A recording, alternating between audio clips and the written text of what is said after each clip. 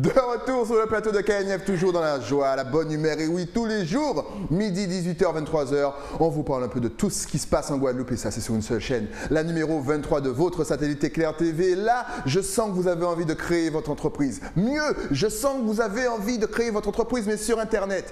On en parle bien sûr avec notre professionnelle, Caroline Khalil Kanoufé. Salut.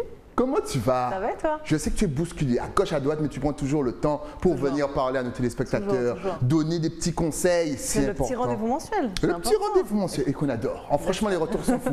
Là, vraiment, encore une fois, vous allez kiffer parce qu'on va parler du e-commerce. Première question, qu'est-ce que le e-commerce? Alors, le e-commerce, c'est simplement le fait de faire de la vente via Internet, donc via les sites. D'accord. Donc, tu as des sites marchands, professionnels ou particuliers, ou les deux. Ouais. Qui te permettent de faire de la vente, donc de produits ou de services. Première question, est-ce que c'est sécurisé? Parce que tu sais que nous, on a peur ici en Guadeloupe. Alors écoute, aujourd'hui, oui, c'est sécurisé. Tu as pas mal de clauses à respecter. Ouais. Puis tu as des engagements aussi de la part des vendeurs. Okay. Tu as de la médiation aussi qui va être proposée. Tu as des déclarations à la CNIL. Tu as du RGPD. Tu as pas mal de choses. Et puis encore une fois, le tout est supporté par une structure. Ouais. D'où aussi la sécurité de l'achat. Okay. La sécurité de l'achat passe par le fait d'avoir une structure, donc une société. Ça peut être tout simplement une entreprise individuelle parce que du coup on débute, on ne sait pas trop comment ça va se passer. Exact. On a un petit business plan, mais on est un peu dans la crainte, donc des fois on commence par ça. Ensuite on a des gens qui ont des bras un petit peu plus gros, qui sont un petit peu plus, sûrs d'eux. Tu vois, des gens un peu costauds. Tu vois, des gens comme Claudio Beauvu. Donc voilà, donc du coup si tu veux, ce genre de personnes vont passer par d'autres types de structures qui sont donc des sociétés commerciales, des personnes morales, donc on en avait déjà parlé une fois précédente, du coup on retombe encore sur ça, et ces personnes vont avoir donc un plus gros statut, si tu veux, juridique, avec un petit peu plus de garantie.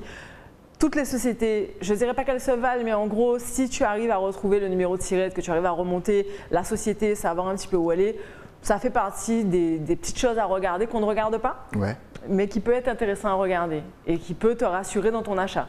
Okay. Au-delà de ça, tu as aussi la partie bancaire. Ouais. Et les banques aujourd'hui ont mis en place pas mal de choses pour sécuriser les ventes. Tu as aussi, pour aller plus loin, toute la partie conditions générales de vente, conditions générales d'utilisation, toi en qualité d'utilisateur. Okay. Et puis les petites choses à regarder concernant ton achat pur.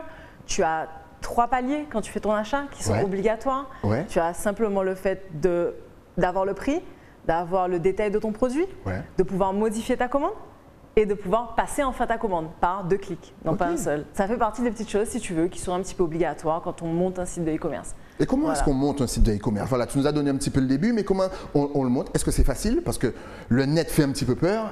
Donc, comment monte-t-on son entreprise sur Internet? La difficulté est relative à chacun. D'accord, j'aime bien quand on dit ça comme ça, ça nous encourage. Non, la difficulté est relative à chacun. Encore une fois, on part sur, si tu veux, c'est une forme de commerce qui est venue, pas qui est venue avec le Covid, mais qui a été renforcée par l'arrivée du Covid, puisque les gens étaient obligés de se diversifier, de réaménager comment je vais te dire ça, leur habitude. Leur habitude, exactement. Voilà. Et du coup, les professionnels aussi. Okay. Ils ont dû retravailler le truc pour être compétitifs, pour être en place, pour continuer, pour sauver leur business. Pour certains, ils ont dû passer par le net. Et donc du coup, si tu veux, ce genre de plateforme, c'est aussi rude qu'intéressant. C'est rude parce que tu es confronté au monde, puisqu'on te voit partout dans le monde. Internet est quand même mondial, donc on te voit un peu partout. Par contre, tu peux aller aussi sur du public cible. Okay. Donc je cible une communauté. Par rapport à tout ce qui est nom de domaine, etc., tu vas pouvoir atteindre certaines cibles ou pas en utilisant des fameux moteurs de recherche, voilà. Qu'on connaît tous. Qu'on connaît tous, n'est-ce pas? Tu vas te faire référencer, il faut avoir un super site en général. Un petit site vitrine ou qui va un petit peu plus loin que le site vitrine quand même, parce que du coup, il faut quand même quelque chose de bien propre, de bien fini, avec notamment certaines règles. Donc comme je te disais, tout ce qui est conditions générales de vente, tout ce qui est conditions générales d'utilisation, tout ce qui est règles par rapport à l'information sur les produits, le droit de rétractation de 14 jours, tu as pas mal de choses comme ça, en tout cas sur le plan légal français, qui vont te permettre justement toi de te sécuriser et de faire tes achats. Ok. Voilà. Tu nous parlais de statut juridique tout à l'heure. Déjà, qu'est-ce qu'un statut juridique? Il y en a combien? Ou environ, est-ce que tu peux nous donner quelques exemples? Et surtout, quel statut juridique pour le e-commerce? Pour le e-commerce? Alors écoute, en termes de statut juridique, donc déjà, qu'est-ce que c'est? C'est en gros l'identité première de la structure. Au-delà du nom, au-delà du nom de ce que tu fais, il y a une identité première. Est-ce que tu es une identité personnelle ou est-ce que tu es une identité morale, donc une personne morale? C'est ce que je vais t'expliquer un petit peu tout à l'heure. Donc tout ce qui est entreprise individuelle, tout ça, donc c'est des, entre guillemets, ce qu'on considère comme étant des petites structures, ben, c'est de la personne même. Voilà. Et par contre, quand on passe sur tout ce qui est SAS, SASU, là on est déjà plus sur une entité morale. Là, dans le cadre du e-commerce, c'est plus une histoire de chiffres. C'est plus une histoire de chiffres. Quel est ton business plan? Quel chiffre tu vises? C'est quoi ton CA en fin d'année? Quelles sont aussi, toi, tes obligations, on dira, et ta posture, toi, ta situation aujourd'hui? Dans quelle situation tu es? Est-ce que tu as Pôle emploi? Est-ce que tu démarres un business? Est-ce que tu as d'autres business à côté? Est-ce que, oui ou non, tu es déjà salarié? Enfin, tu vois, il y a pas mal de choses à prendre en compte, c'est beaucoup de variables. C'est l'intérêt aussi de se faire assister et de ne pas choisir le statut juridique à la légère. C'est vraiment très important, c'est les fondements. Et encore une fois, c'est relatif au chiffre d'affaires. D'accord. Tout le monde peut faire son e-commerce parce que là, apparemment, il faut énormément de choses. Mais est-ce qu'on peut faire son e-commerce quand on n'a rien du tout? Par exemple, si on n'a pas de logement, est-ce qu'il faut une adresse physique pour mettre justement remplir les papiers? Est-ce que c'est possible ce genre de choses? À minima, ce qu'il te faut, c'est un ordi. Un ordi, une bonne connexion Internet, un petit peu d'imagination, un bon produit, et puis quand même une domiciliation, quelque chose où moi je pourrais t'immatriculer ou immatriculer ta société. Donc il faut quand même une base avant de construire son e-commerce. Il faut une base. Qu'est-ce qu'il faut absolument? Mais encore une fois, ta base ne sera pas la mienne. Oui, donc prenons ta base. Si toi tu construis, toi tu as un petit peu tout, dis-nous tout. Écoute, si moi je construis encore une fois des bons produits. Des bons produits, ça passe toujours par ça. Des bons produits, un bon site internet, une bonne équipe de com derrière. Terminé. Est-ce que le futur finalement est dans le e-commerce? Parce qu'on se rend compte qu'effectivement, il y a des gens qui sont feignants, il y a des gens qui ont peur de sortir en public. Et oui, ça existe. Et mine de le confinement, c'est un bon truc pour eux. Est-ce que tu conseillerais justement à nos jeunes auto-entrepreneurs ou même nos anciens de se lancer dedans? Moi, je pense que c'est le meilleur moyen aujourd'hui de continuer à être à la pointe. Être à la pointe du business, il faut avoir un site. À minima, un site. Pas forcément un site sur lequel tu pourras nécessairement faire tes achats, donc, comme dans le cadre du e-commerce, mais à minima, un site qui puisse te permettre d'avoir une belle visibilité, quelque chose de bien fait, de bien aménagé, encore une fois, conditions générales de vente, traitement des données personnelles, etc. Donc ça, c'est les obligations. On pourra vous en parler davantage si vous passez par nous. Bien entendu, n'oubliez pas, de toute façon, elle est là pour vous. N'est-ce pas? Mais du coup, comme je te dis, pour moi, c'est encore une fois accessible à tous. Moi, je le recommande à tous, surtout quand on fait de la vente. Quand on fait de la vente, qu'on veut s'exporter, qu'on veut aller plus loin que chez nous, même si chez nous c'est déjà génial, mais l'intérêt du business, c'est de faire des sous. Donc si on peut taper plus loin, et ça nous donne de la visibilité, nous, encore une fois, je le dis à chaque fois que je passe ici, on est une île où on a de la création, on a une force de création, on a de très bonnes idées, on sait faire beaucoup de choses. Donc au final, notre insularité ne devrait pas se résumer à juste être là à faire du présentiel entre guillemets ou en tout cas de la vente directe. Il faut s'exporter un maximum et c'est l'une des meilleures méthodes à moindre coût surtout. On parlait de sécurité tout à l'heure, mais est-ce qu'il y a quand même des arnaques dans ce genre de choses et est-ce qu'il y a moyen de montrer que notre site, que notre commerce, notre e-commerce n'est pas une arnaque? Écoute, encore une fois, moi je pense qu'il faut être réglo sur toute la partie mention légale, sur toute la partie déclaration à la CNIL, avant un cabis, être à jour. En général, il y a des choses qu'on voit lorsqu'on clique sur un site, par exemple, je ne sais pas, une approbation ou une adresse mail certifiée. Il y a quelque chose qu'on voit qui peut, justement, là je suis le client. Est-ce qu'il y a quelque chose qui me montre, quand je vais sur un site de e-commerce, que ce site, voilà, je peux avoir toute confiance en ce site, que voilà, mes données seront bien gardées, que je ne vais pas me faire arnaquer, que mon produit arrivera en temps et en heure? Est-ce qu'il y a des choses qui peuvent certifier voilà, la non-arnaque? Alors comme je te dis, il y a la qualité, la qualité du site. Si tu tombes sur un site un petit peu… Non, parce que les sites sont bien copiés. En 2021, il y a des hackers, c'est surtout ça, c'est la peur de ça, de se faire arnaquer. Je ne peux pas utiliser de marque, c'est un peu embêtant ça. Effectivement, on est à la télé, sinon. C'est un petit peu. Tu commences par le nom et puis tu par la lettre. Si je prends l'exemple de. Le truc qui commence par voilà, qui commence par on y pense tous, on a compris. Mais si tu veux, le site lui est fiable. Les revendeurs, par contre, puisque c'est un site, c'est une plateforme qui regroupe des revendeurs. Les revendeurs, tu ne sais pas. Par contre, tu as des clauses de rétractation, tu as des clauses pour annuler.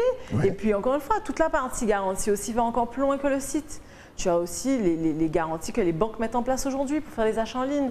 Donc, je pense qu'à partir du moment où tu as fait un petit peu de recherche, notamment sur l'origine de la société, regarder un petit peu, aller sur les forums, regarder un petit peu ce qui se passe. Et puis, on a, sauf erreur de ma part, une base de données Internet, sur Internet qui te permet justement, qui référence en fait les sites d'arnaque. Alors, je ne saurais plus te dire exactement quel est le nom, mais elle existe. Et donc, tu peux aussi passer par là, simplement prendre le nom, aller regarder comment c'est référencé. Et en fonction de ça, ça te permet d'avoir une vision. On a l'impression que donc, les auto-entrepreneurs courent un petit peu partout. Est-ce que lorsqu'on a son e-commerce, est-ce qu'on court aussi partout? Finalement, on est là, on gère tout par rapport à son ordi. Est-ce qu'on a l'obligation de courir à gauche et à droite et de faire des nuits blanches? Finalement, est-ce que c'est plus facile d'avoir un e-commerce? Quand on est entrepreneur, on fait souvent des nuits blanches. Ça fait partie du jeu. Donc même en e-commerce? Peu importe. C'est l'amour du business qui te fait faire des nuits blanches. C'est pas quelque chose de désagréable. Ouais. Eh oui. Eh non, c'est l'amour du business. On sent quand même son métier. Bien sûr. Non, mais tu le fais pour toi. Indépendamment de ça, je pense que tout projet mérite de l'investissement. Et nécessite de l'investissement. Donc même en e-commerce, même si c'est sur un ordinateur et qu'on a l'impression qu'on a… Oui, mais l'avantage que tu as, c'est que ou préciser la chat. Sur ton ordi, tu vois. Et puis bon. C'est ça que je veux t'expliquer, qu'on peut le prendre un petit peu plus cool. Oui, disons que ton cadre de travail. Voilà, le cadre de travail ne sera pas le même. Ça n'enlève pas, encore une fois, le sérieux du business et l'investissement qu'il faut y mettre. Pardon. Donc, comme je te dis, dans tout, pour moi, dans tout business qu'on démarre et qu'on souhaite pérenniser dans l'avenir, il faut de l'investissement. Ça passe par ça. Excellent. Alors, on va rappeler bien sûr pour vous, téléspectateurs, quelles sont les obligations relatives au e-commerce, justement pour terminer l'interview, pour qu'on ait plein de e-commerce qui commencent à avoir le jour en Guadeloupe. Grâce à toi. Vas-y, dis-nous. Alors, les obligations et surtout mes recommandations. Tu as donc l'immatriculation de la structure, bien définir son objet social encore une fois, donc savoir qu'est-ce qu'on va faire, est-ce qu'on est une plateforme, est-ce qu'on fait de la vente, est-ce qu'on fait de la vente via un site internet, donc du e-commerce, où est-ce qu'on est. Si on n'a pas un objet social qui correspond un petit peu à la partie site, moi je conseille vivement de le mettre à jour. C'est des petites formalités juridiques, c'est pas grand-chose, ça se fait vite, encore mieux quand on est assisté, du coup. Hey, j'aime bien comment elle place son truc, parce que oui, on reviendra tout à l'heure, mais elle va vous dire exactement qu'est-ce qu'elle fait avec vous. Au-delà de ça, donc, avoir quand même un bon business plan, bien réfléchir à ce qu'on va vendre, faire attention à la qualité des produits qu'on vend. Est-ce qu'on met en commun des revendeurs? Est-ce que nous, on vend des produits? Bien cibler les choses. Est-ce qu'on cumule aussi peut-être les deux? Tout est possible. Quoi qu'il en soit, voilà, être très véatif sur la partie conditions générales de vente, conditions générales d'utilisation, c'est super important. C'est aussi rassurer et conforter vos potentiels acheteurs dans leur futur achat du coup. Donc pour moi, c'est vraiment la base. Et encore une fois, le traitement des données personnelles qui aujourd'hui est très important et très encadré. Donc il faut vraiment faire attention à ça. Donc je pense encore une fois qu'il faut s'accompagner de professionnels, que ce soit pour la création du site, la création du logo. Moi, il faut investir en fait. Il faut investir dans son projet. Ça demande par moment d'investir financièrement aussi. Mais bon, on a quand même ici la chance d'avoir des gens qui sont calés dans ce qu'ils font, qui sont très bons. Et les prix sont les prix du marché, on n'est pas au-dessus de la norme, c'est pas parce qu'on est plus petit qu'on est plus cher, c'est faux. Donc faites-vous accompagner, faites les choses correctement, prenez le temps, montez votre projet et en théorie ça devrait bien se passer. Excellent, on rappelle donc que tu fais donc l'accompagnement. Si vous êtes feignant comme moi, Fiquet Consulting est là pour vous. Alors à quel niveau justement interviens-tu? Est-ce que c'est du début à la fin encore, on le rappelle, ou est-ce que tu arrives au milieu du projet? Dis-nous tout. Est-ce que tu peux tout prendre en main? Est-ce que moi, je peux aller me reposer tranquillement et toi, tu fais tout pour moi? Dis-nous tout. Dans l'idée, c'est exactement ça. Non, mais tu sais bien, nous, on fait du clé en main. Exact. On fait du clé en main, on s'adapte aux besoins du client, que la structure soit déjà montée ou pas, qu'il y ait déjà un business peut-être physique ou pas. Enfin, nous, en tout cas, on peut accompagner depuis la création de la structure juridique dont je parlais tout à l'heure, jusqu'à la mise en relation avec les personnes qui vont faire le site, toute la rédaction juridique, donc tout ce qui est du coup le contrat avec les revendeurs, On a toute la partie conditions générales de vente, conditions générales d'utilisation, les mentions légales. Enfin voilà, on peut vraiment accompagner de A à Z. Et encore une fois,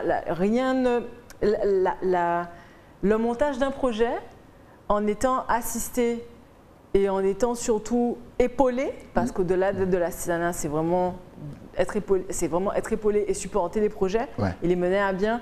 Ça permet d'avoir un petit recul et d'avoir donc une meilleure vision de son projet parce qu'on n'a pas la tête dedans. On n'a pas la tête dedans. Donc si tu veux, moi j'ai fait l'expérience en créant ma structure. Quand tu as la tête dedans, ben, tu sais plus où aller. Tu es confronté qu'à ta propre personne et donc pas forcément aux réalités du marché. Et donc moi je pense que vraiment discuter de son projet avec certaines personnes c'est intéressant. Pas tout le monde, bien évidemment.